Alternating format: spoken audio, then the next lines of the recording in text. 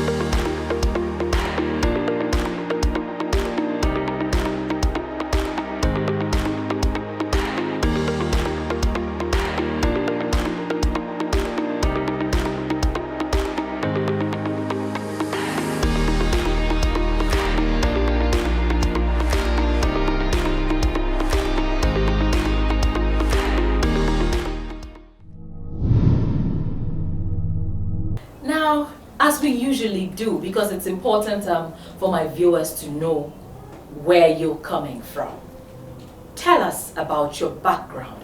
Where were you born? What was your childhood like? Your siblings, what schools did you attend? I was born 49 years ago in Gombe State, Gombe town of Gombe State. And my father was a school teacher by name Jauro Gombe. He was very famous. And I started my primary school there in Gombe town. I attended the Central Primary School. And there's then Gandu Junior Secondary School. From there I proceeded to Government Science Secondary School, Darazau, in the present Bauchi State. So from there I went into Abubakar Tafawa Aliyu University, Bauchi, HTBU, and I studied Bachelor of Technology, Industrial Chemistry. And I graduated in 1995. After my youth service, I went back there and took up an appointment as a graduate assistant. So that was in 1997. So, and I did my master's degree in chemistry also, and then my PhD, that is the doctoral degree, in the same university. And I completed my PhD in 2012. From there, and I continue working. So I was the deputy dean of the postgraduate school. Okay. So during my stay in the university, I was also the head of research. There's one research center under the Energy Commission of Nigeria. Okay. That is called National Center for Petroleum Research and Development. So I was the deputy director and at the same time the head of research of the center. So I started as graduate assistant, I said, in 1997, and I became professor in 2014. Okay. Yes, 2014. So on March 25th, March 2019, I was appointed as the Director General of Nesria. So I assumed duty just barely A little 1 year over ago. a year. Yes, 1 year ago. So my childhood was very interesting. Tell us about it. I was brought up in Gombe, so most of my childhood has to do with schooling.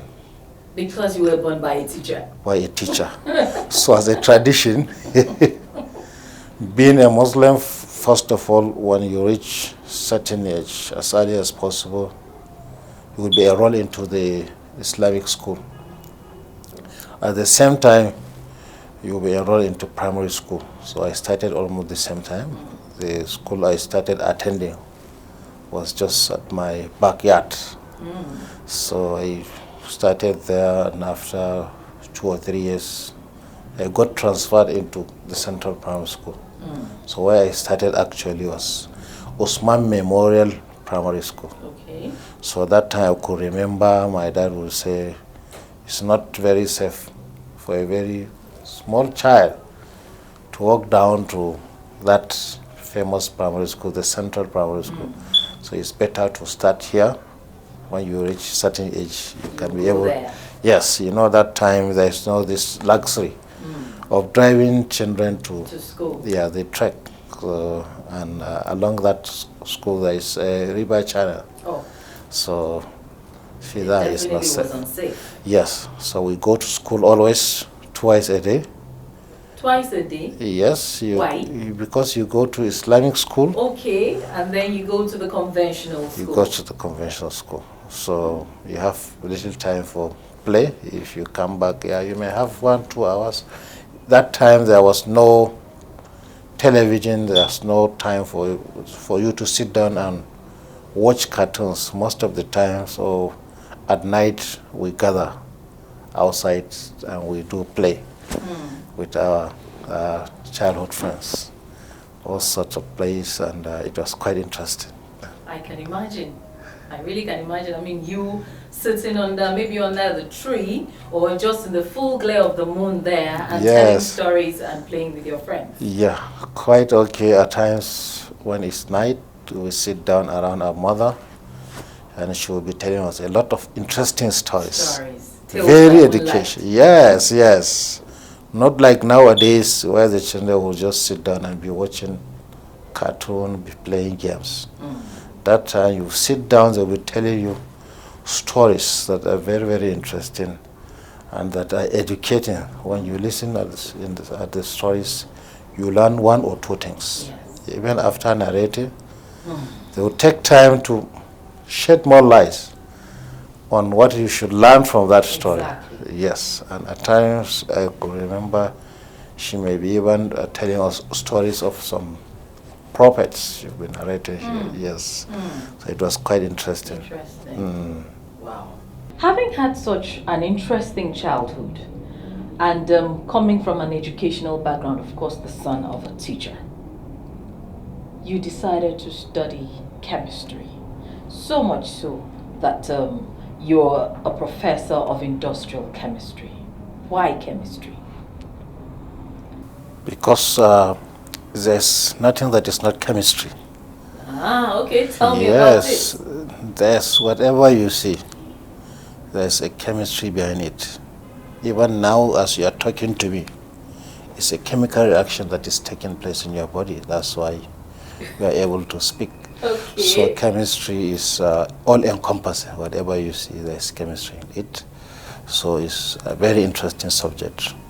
So right from the beginning, I got very interested in it, especially the aspect to do with the chemical process that is the industrial form of chemistry, where production takes place, where you mix A and B to get C. So if you look at it, the chemical industries are those that produce most of the household items we use. So that's one of the basic things that got me interested. I wanted to go and study industrial chemistry. How one thing can become another. Yes. Right before your very eyes. How you produce some products. Coming from the academia, because I see that from all you've said, majority of your life has been spent in the academia. Coming from there now to take up this office as the Director General of NSRIA, how have you been able to fit in? Given the nature of this agency as an environmental enforcement agency, chemistry has a lot to play when it comes to environment. As I have said, there's nothing that is not chemistry. That is not possible. That is not chemistry. Nothing that is not chemistry. Yes. So, as an enforcement agency, one of the core mandate, the vision of the agency is to ensure a cleaner and healthier environment for all Nigerians. So how do you ensure that? When you talk about a cleaner environment, you are talking about the air, the water, the soil must be clean. So aspect of chemistry comes to play there. A lot of chemistry. So likewise, there is also issue of biodiversity conservation. So most of those things we have done a lot in the university.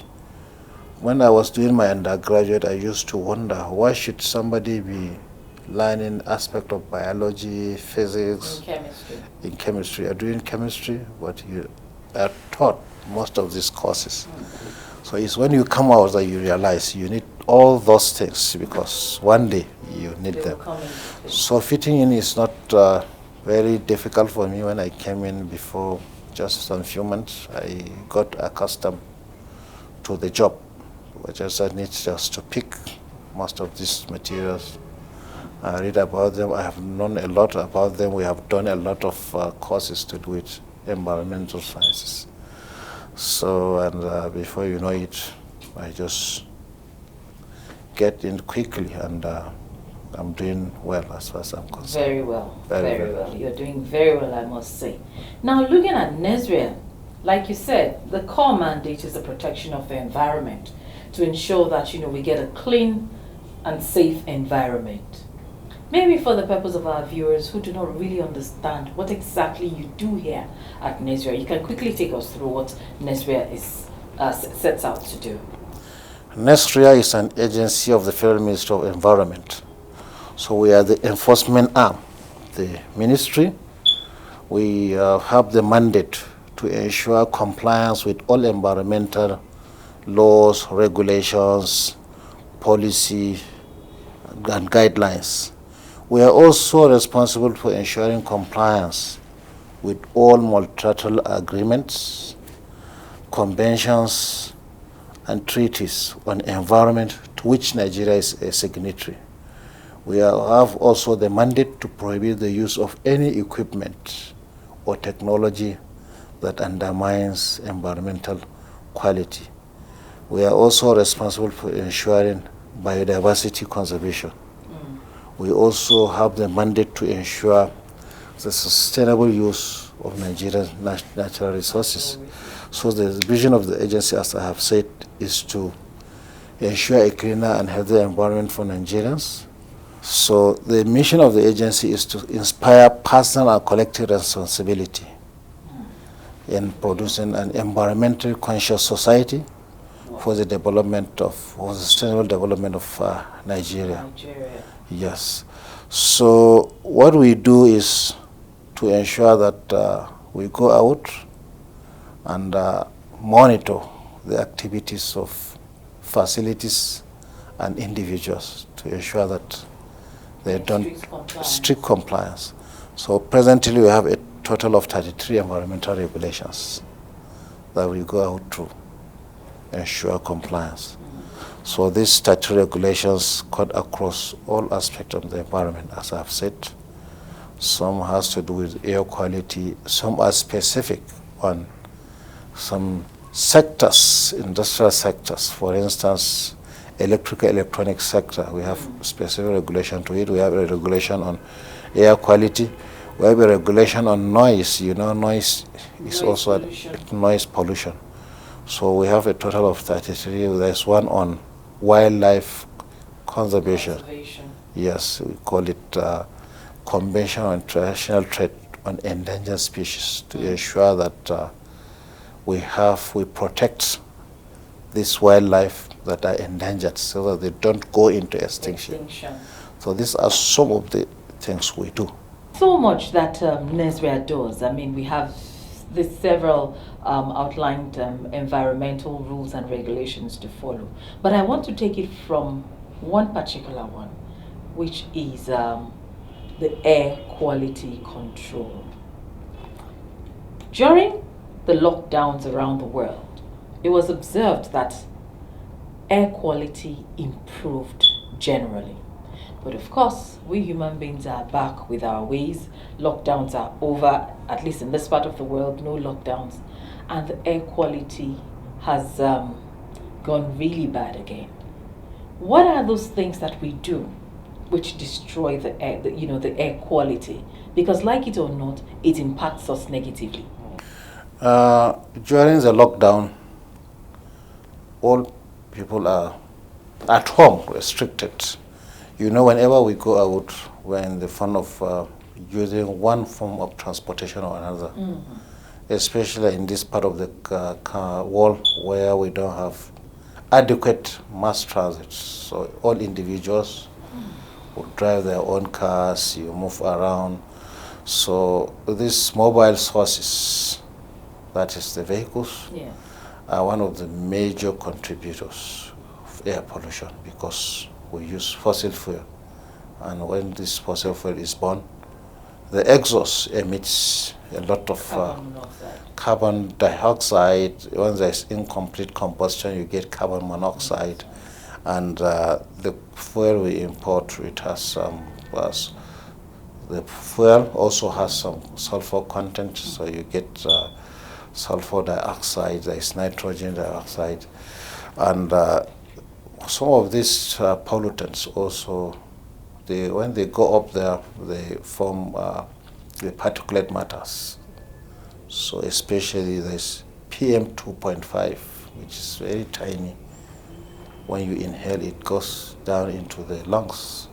So it causes a lot of respiratory diseases, or it would worsen for some that have diseases like asthma. So it causes a lot of death annually. So apart from vehicles, also we use a lot of generators at homes. Everywhere. Because there's no adequate power supply. So we have one form of generator or another. This, I passed my neighbor, also it emits a lot of pollutants into the atmosphere. So if you look at it, during the lockdown, there is restriction of movement. Yes. Even airports stopped operating. Likewise, the airplanes, they also pollute the air. So apart from this, we also have other activities we carry out that leads to air pollution. For instance, when domestic waste is generated, at times it's been transported to some dump sites. As the dump sites, they're in the habit of burning, open burning, which is not good. And we generated a lot of domestic waste even during the lockdown. We did, but the transportation to these dump sites was also restricted. So these are some of the things that leads to having maybe a clean air, even though there are some research that showed that there was no any change even at that time. As at that time, because they look at data of air quality some years back and they compare it. So some were claiming that really there was no any significant change as we think. But ordinarily, if you look at it, definitely there should, even if it's not significant. Significant, a little. Because yes, that during the lockdown, if you go out, you won't see any vehicles moving on the vehicles streets. moving. Yes, but as a result of this lockdown. But now with the relaxation of the lockdown, everyone is back to the normal business. We are using our cars normal way, so we pollute the air. So one of the ways we can stop this from happening is to have these mass transit vehicles instead of everybody using his car.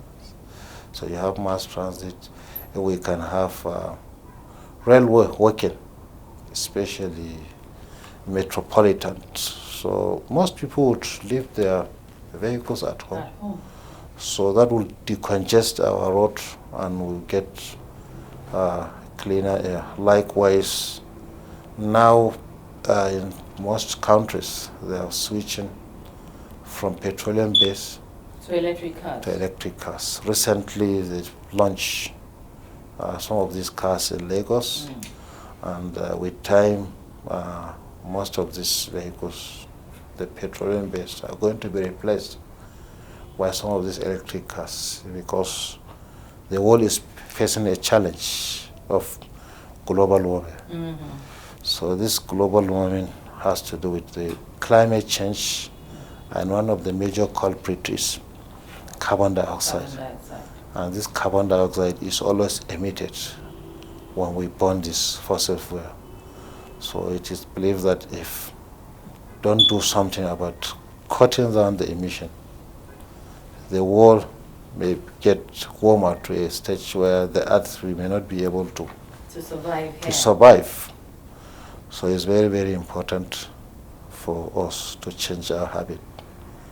But looking at this angle to it now, that's talking about the air quality control.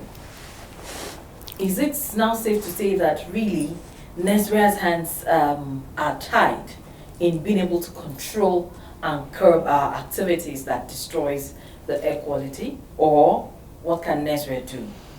Our hands are not tied. Okay. We have the power to ensure compliance. There is a specific regulation. We have national environmental air quality control regulations. So there are provisions in which we can go ahead to ensure that we control the air quality. One of them is there are stipulated limits to which one is allowed to emit. For instance, based on these regulations, we have two programs in the pipeline. Okay. One has to do with the National Vehicular Emission Control Program. The second one is National Generator Emission Control Program. So there are guidelines and stipulated limits to which these vehicles or the electricity generator we use are allowed to emit. So these vehicles and the generators will be subjected to some tests to ensure that they work within certain limits. I'm talking from the perspective of a Nigerian here, where I have to generate my own power supply myself. Yes. Nesria will now tell me not to use my generators, or will tell me not to drive my cars. I'm not the one who made the cars that emits, We are not going to tell you not to use your generator. Okay. We'll tell you to fix it so that it works fine. Even when generators are working fine, they emit fumes. They emit, but within a certain limit. Okay. So that to protect the aim is to protect the environment. If you allow you to continue doing that, you destroy your environment, you yourself. We have had a lot of cases where families, the whole families, got perish at night as a result of some of these generators. From generators. So some of the provisions include even the positioning where you are supposed to keep your generator is there. Don't just keep it wherever you like. Of course, yes. So that at the end of the day you may end up inhaling the fumes. Because if it's not well placed, the generator is we will just produce carbon monoxide even instead of even carbon dioxide. And carbon monoxide is deadly. So it kills. So the regulation is just in place for the sake of Nigerians, not to punish them. And not to kill ourselves. Not to kill ourselves, yes, that's the essence. I get that. So much about the air quality control. Now let's move on to another function that NESRIA is meant to perform, which is curbing illegal activities in terms of wildlife conservation. We know that, yes, as you said earlier, a lot of animals are going into extinction. But over the years, a lot of poachers have come into Nigeria and they've destroyed our wildlife. So much so that we find very little or none of some of these wild animals here. Some poach perhaps for lack of knowledge. Others, they see it as a source of livelihood. How is NESRIA ensuring, the rehabilitation and the sustenance of our wildlife in Nigeria? Because this is key. Yes, as I have mentioned, we have a regulation specifically on the wildlife trade. Nigeria is a signatory to Convention on International Trade for Endangered Species, that is fauna and flora, plants and animals. So there are specific guidelines in which trade is allowed in this wildlife. So one of the major problems we have, Nigeria is used as a transit. So we have a lot of wildlife specimens that have been trafficked through Nigeria. Yes. Especially when you talk of specimens like that of the elephant tuks. Pangolin. Yes, the pangolin scales. So Nigeria is one of the major transit. It's a serious problem, and NESRIA is always working hand in hand with the Nigerian Customs Service to ensure that we track most of those involved, and when we have any arrests, we take them to court for prosecution. But one of the major problems we face now, most of the times, when someone is about to be arrested, he will abandon the specimen. And so yes, and presently we are not at the port of entry as an agency. That was what I was going to ask you. Yes. Because if you're in town, you're not at the point of entry. How do you monitor what goes out or comes in? So it's very, very difficult. When some of these things are being cited, it is then that they will alert our officers. So most of the time before they reach there, most of the suspects must have fled. We end up collecting the specimens we keep, even though there were some arrests before. So we are making an effort to see that we get some of our officers stationed there, so that at the point of entry and departure. So yes, so that they can work very well together with the Nigerian Customs and other law enforcement agencies that are there in order to stop the use of Nigeria as a transit. So another problem we have is the local issue, the domestic threat. We also have people that engage in, as you have said, poaching. Yes. And we use most of this wildlife as, we consume them as delicacies. Bushmeat. So most of these things must be done in a sustainable manner. Not that we are saying people should not consume at all, because it's very difficult given the level of poverty. But whatever you do, it should be in a sustainable manner. If you go and continue hunting down the animals, one day you will not have any. So there is need to look at the population of these animals. You have enough to hunt, you hunt so that you leave others to regenerate, so that you have something. But how do we bring this knowledge to the average man or woman Who lives in the rural areas? Who lives in the villages? That's one of the key aspects of the agency. We are involved in education, environmental education and awareness. In the rural areas? In the whole of Nigeria, not the rural areas. But reaching the nooks and crannies of Nigeria is very difficult, but we are doing our best. We use all sort of media, the radio, the TV, to disseminate and sensitize Nigerians.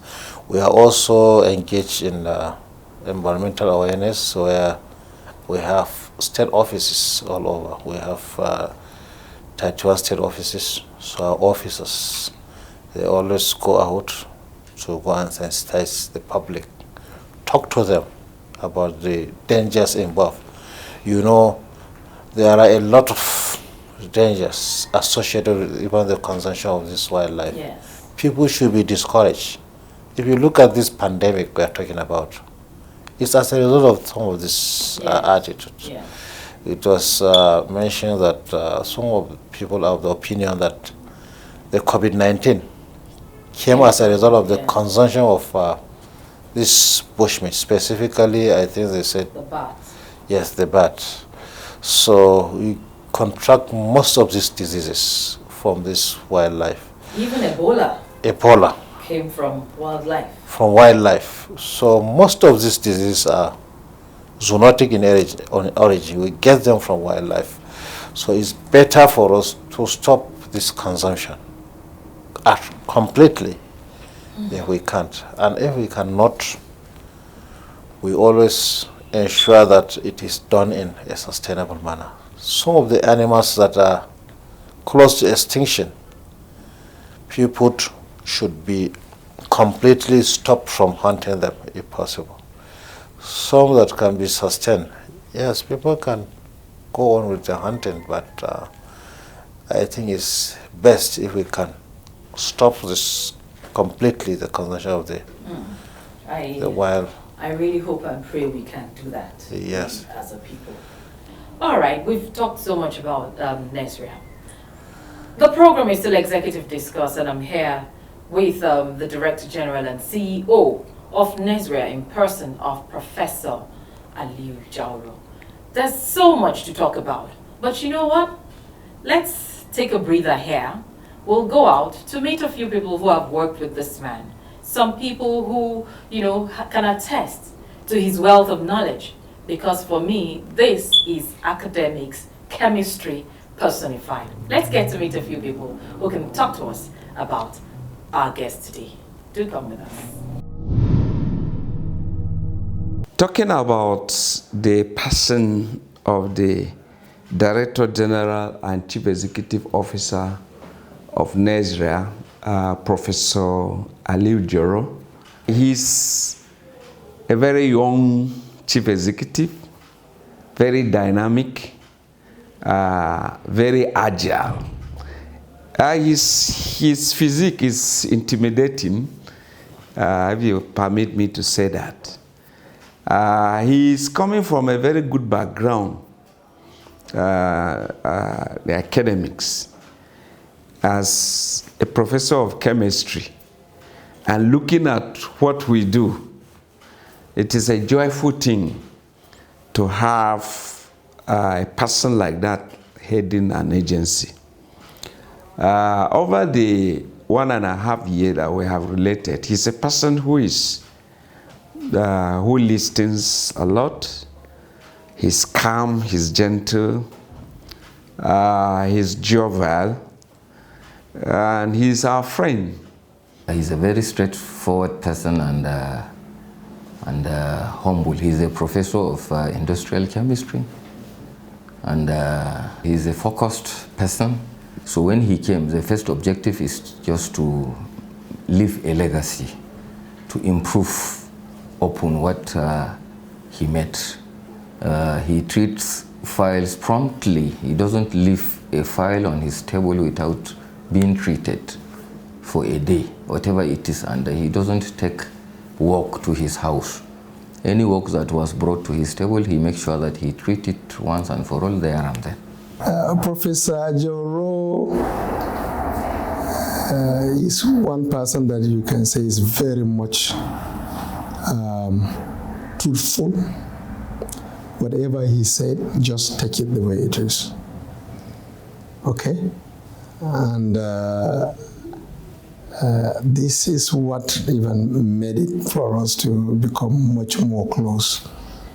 Okay, because of that particular character he has. So, you know, we were able to flow together very well. Aliyu Jauro is a nice, amicable, and open-minded person.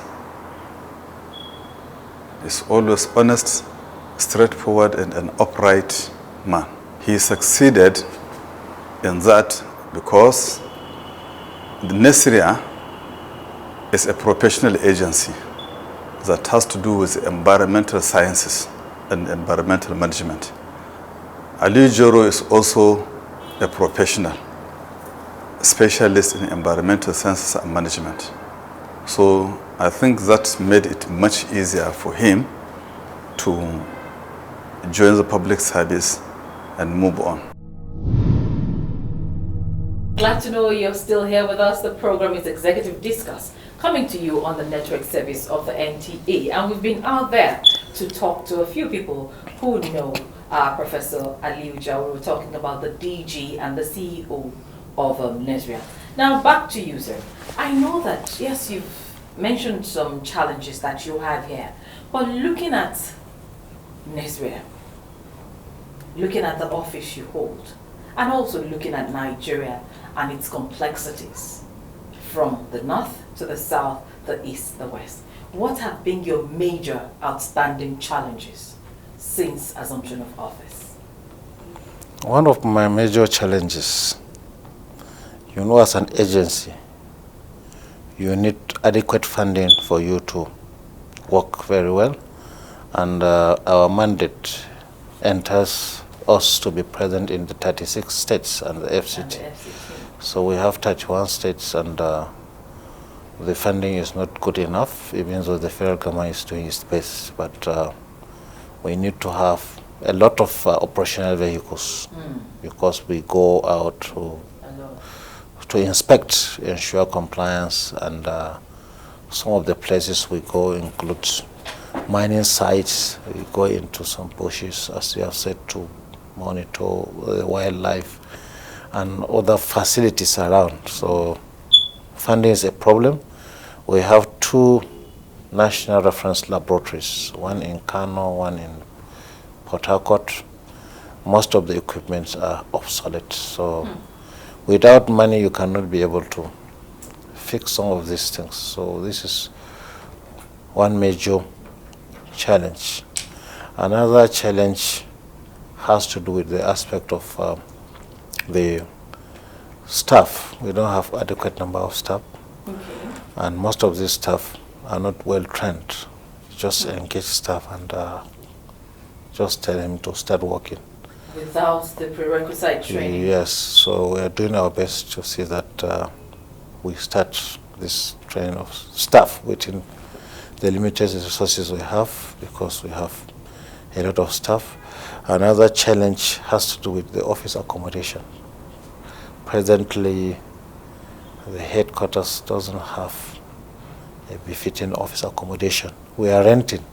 Wow. And the office space is inadequate. So as an environmental enforcement agency, as the nation #1 enforcement agency, we're supposed to have a befitting office accommodation, yes, which can portray what we do, so that we plant flowers around, make it greenish, whoever comes. Yeah, we'll know that. Greenery all around you. Yes, yes. So what we don't have such an office. Whenever we are going to any state to start working, we normally seek for the assistance of the state government. They provide most of the office accommodations, and some of them donate vehicles. But it's now becoming very difficult for us to get this assistance. They always complain of lack of money. So these are some of the challenges. We also have other small challenges. But I know that what you do here at Nesria in terms of ensuring compliance, in terms of enforcement of some of those rules and regulations, it can be very dangerous. And so adequate security is required for a lot of your officers, especially those ones on field. What does Nesria have any form of integration or collaboration with the security agencies, and how has this worked out? Yes, we have a very strong collaboration with the Nigerian Police, the Nigerian Civil Defense Corps, the Nigerian Customs, and other agencies. So as you have said, whenever we are going out on enforcement, especially enforcement, there is always need for adequate security because people behave somehow. At times you have cases where they attack our officers. So we always request for some of the security whenever we are going. And the best way to do it, if there is adequate funding, is to have a small security unit under this agency where they can always report directly here. So when we are going out, we go with them.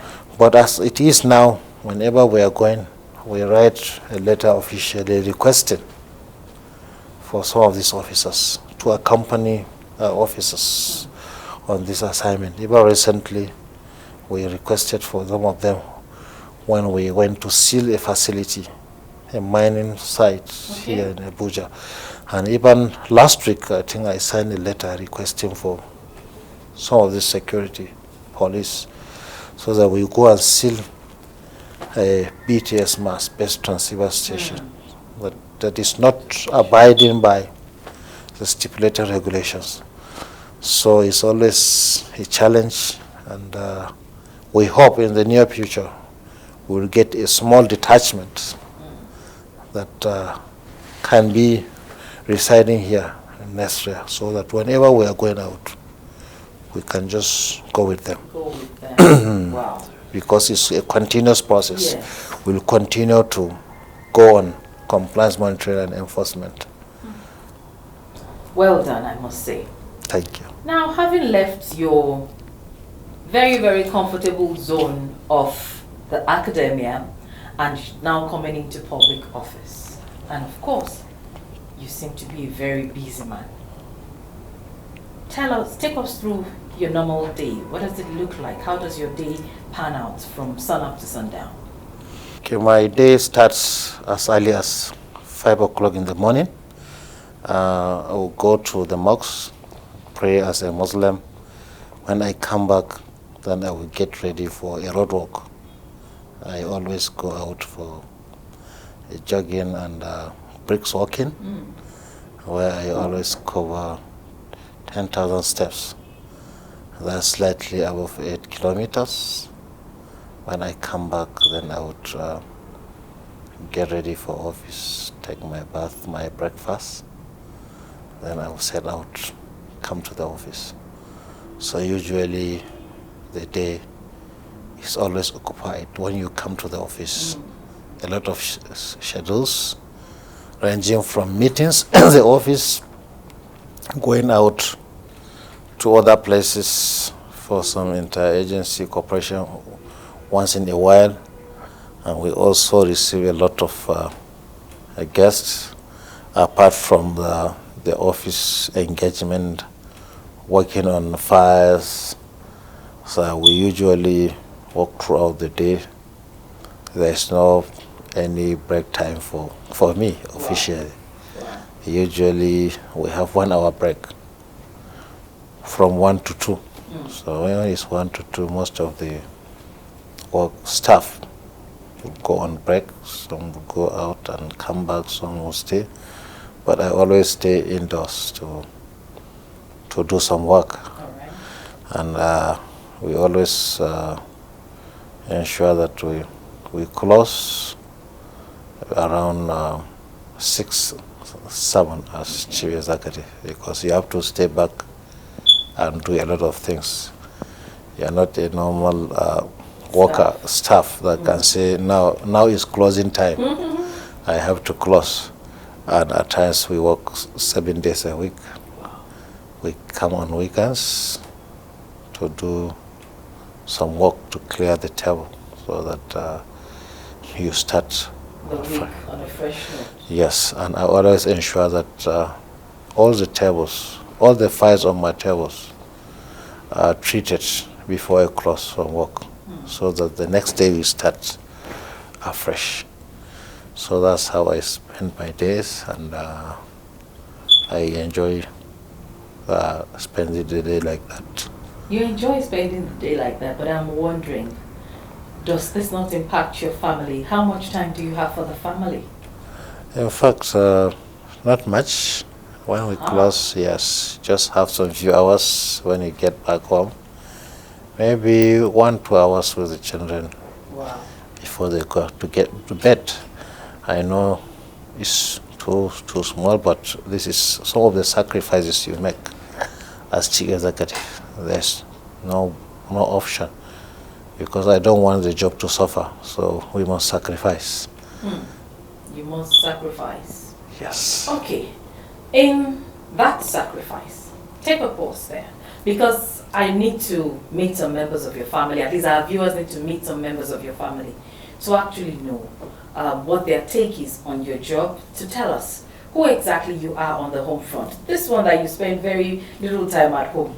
Well, so now let's meet some members of Professor Aliyu Jauro's family, and they'll tell us what their take is on this man and his job and how much it affects the family. Let's get to meet some of them.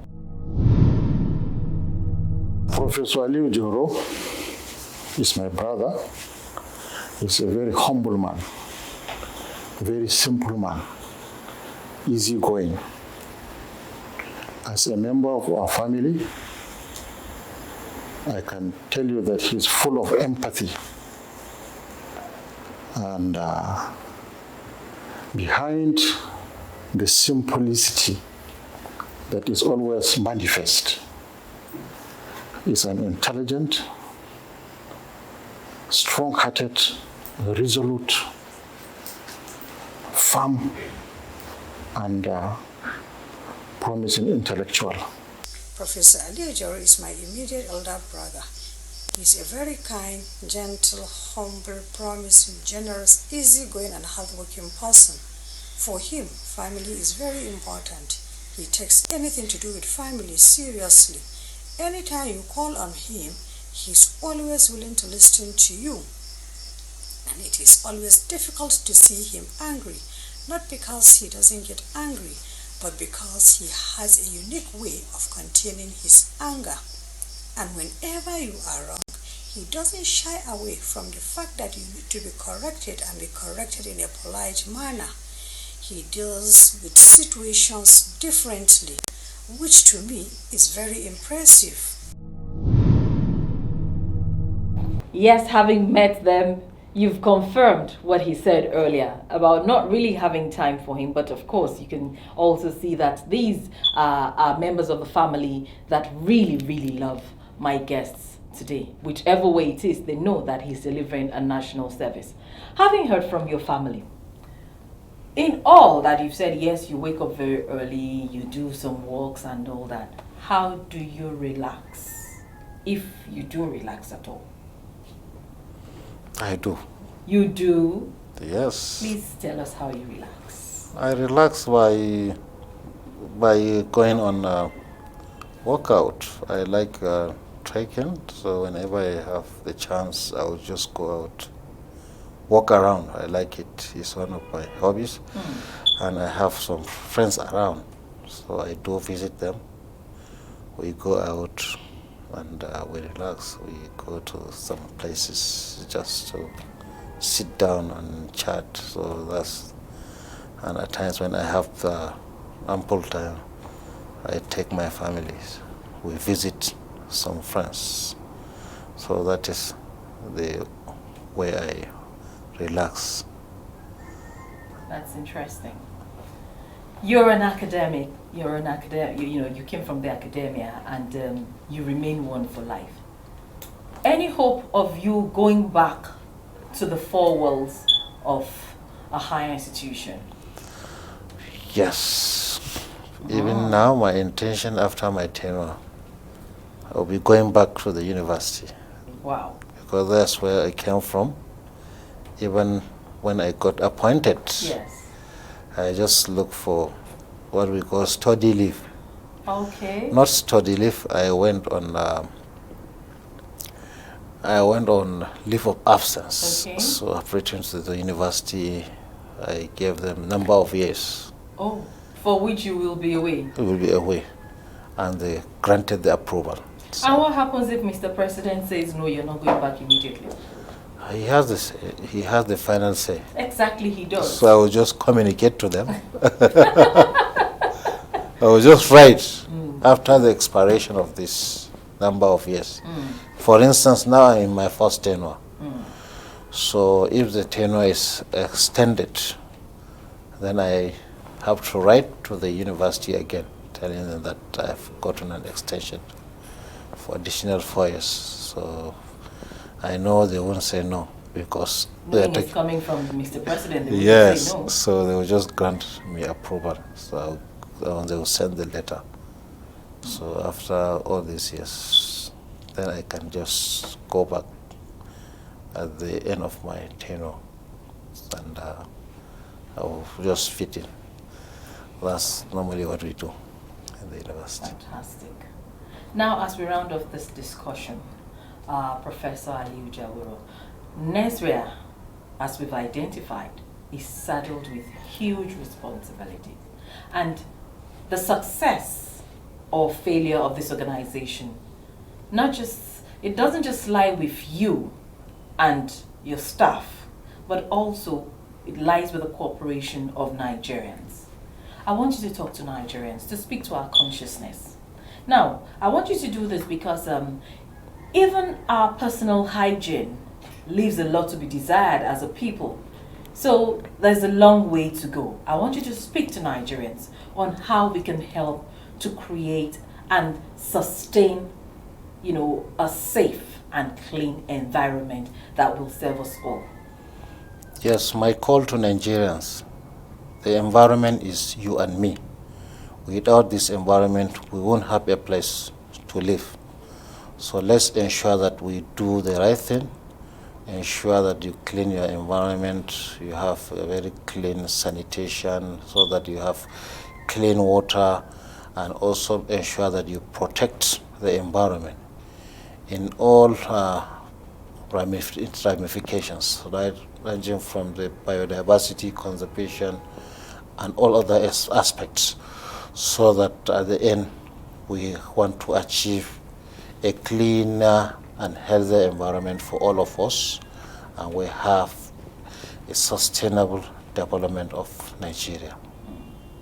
Thank you very much, Professor Aliyu Jauro, for being a part of the show today. I've been thoroughly educated by you on, the environment and in chemistry.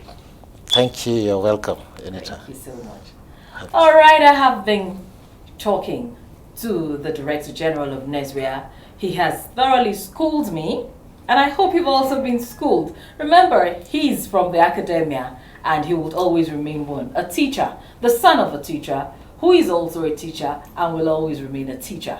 For more of this kind of individuals that we seek to unveil to you week in, week out, knowing that they are trailblazers in their chosen fields of endeavor.